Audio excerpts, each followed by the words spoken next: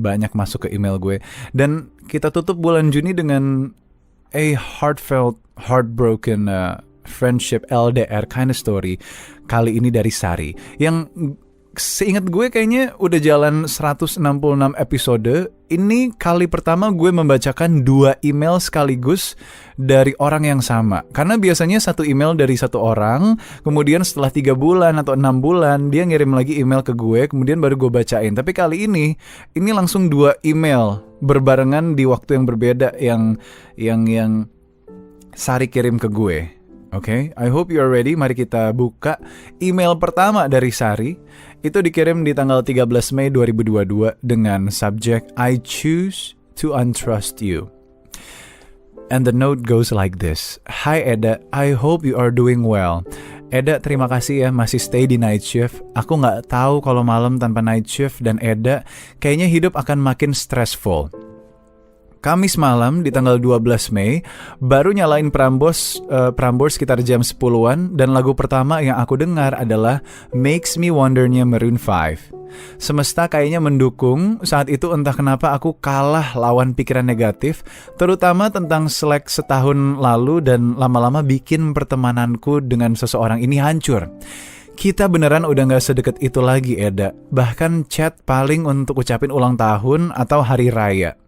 Mungkin aku udah terlalu attached sama orang itu.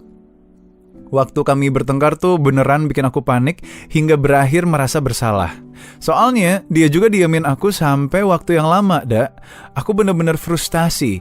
At the time aku bisa nerima kalau mungkin aku gak temenan sedekat itu lagi, walaupun berat bagiku. Namun aku juga partner kerja dia, Da. Dan aku merasa gak adil kalau dia diamin aku untuk urusan pekerjaan. Aku merasa di-ignore, aku merasa unworthy, Da. Pun pada akhirnya aku memilih resign dan gak kerja barengan sama dia lagi. Aku masih sering dihantui rasa bersalah.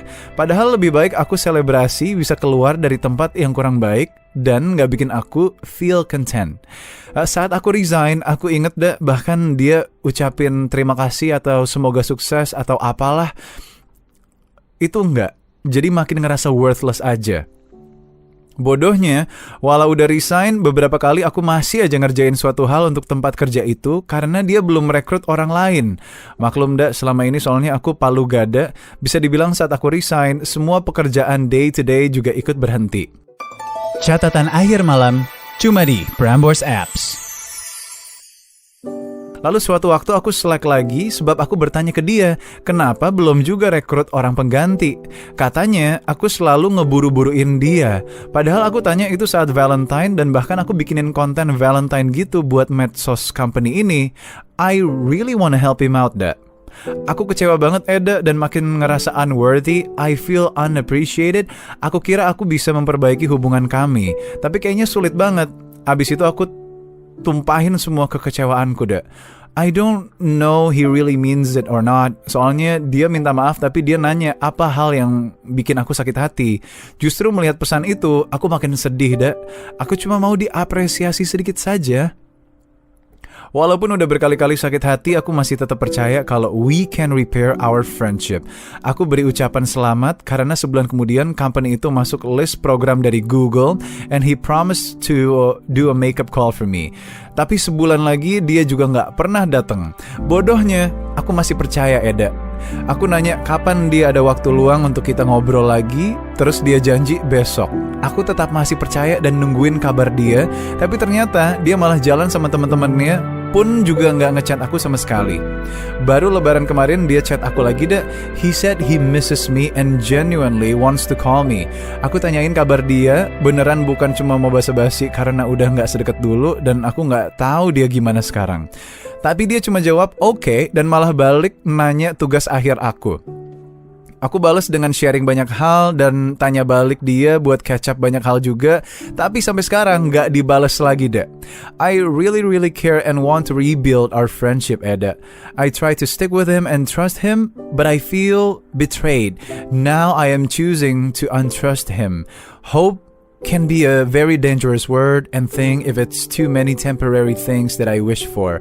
Untrust someone is fine, right? It is self-care. Untuk kamu yang sedang di Seattle, aku gak mau bebanin kamu lagi sama perasaan kecewa dan marah aku. Aku mulai ikhlas kalau kita gak bisa temenan kayak dulu. You don't owe me anything and please don't promise me because I will seek to what you said. Maafin aku ya udah banyak membebani. Oh iya, dulu aku nonton konser Mantra-Mantra Plus Kunto Aji barengan sama dia. Setelah bacain catatan ini, boleh ya request lagu Pilu Membiru untuk dia yang di Seattle. Sekian cerita dari aku, terima kasih banyak Eda. Gue masih ada satu email lagi dari orang yang sama kaula muda. Seperti yang tadi gue bilang ya, ini baru kali pertama gue bacain 2 email di waktu yang bersamaan. And here goes nothing. Dikirim lagi di tanggal 24 Mei 2022. Dengan subjek unburdening myself. Jadi dalam kurun waktu 11 hari. Hai Eda, apa kabar hari ini? Semoga baik dan selalu sehat ya Eda. Eda, 19 Mei lalu aku kembali konseling ke psikolog lagi. Ini yang ketiga kalinya di tahun 2022. Sebelumnya aku pernah menjalani assessment dan hasilnya menunjukkan kalau aku bergejala depresi dan anxiety sangat berat. Bulan April lalu aku juga periksa kesehatan dan didiagnosa punya PCOS. Gangguan hormonal, kesehatan fisik dan psikis emang saling terkait ya Eda ya. Setelah bercerita lagi ke psikolog yang selalu senantiasa mendengarkan ceritaku yang terbata-bata karena menangis, aku sekarang jadi bisa lebih menerima. Kuliah online, gak bertemu teman-teman secara langsung, gak bisa bepergian, dan segala yang terenggut keadaan pandemi selama 2 tahun ini beneran bikin aku stres berat hingga depresi. Catatan akhir malam, cuma di Prambors Apps. Semenjak pandemi, aku juga merasa kehilangan keseimbangan. Aku selalu melihat kiri kanan untuk membandingkan diri dengan orang lain. Tanpa sadar, hal ini bikin self-esteemku merosot. Aku selalu merasa kurang cukup. Di kehidupan yang lebih serba online ini, aku juga merasa lebih lambat dari yang lain. Sehingga aku jadi lebih keras kepada diri sendiri. And I always rush myself. Aku lupa untuk menikmati setiap hal yang aku lakukan. Jadi gak merasa fulfilled. Dan pada akhirnya kembali gak ngerasa cukup.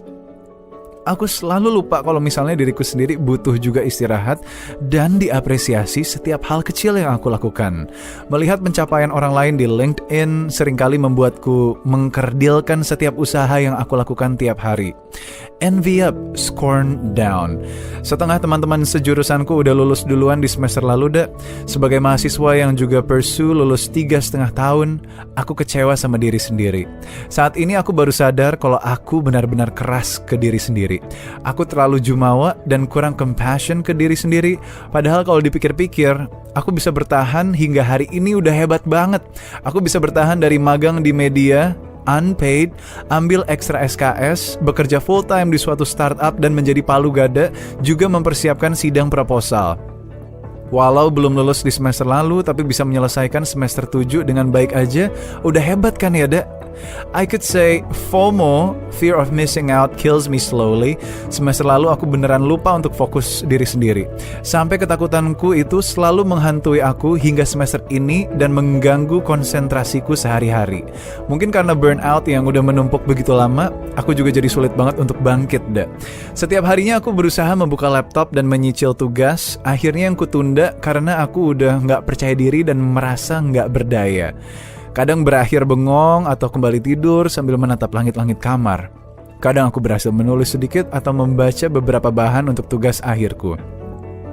Kadang juga aku mencari small wins lain seperti lari atau decluttering. Sedikit demi sedikit aku mulai semangat lagi.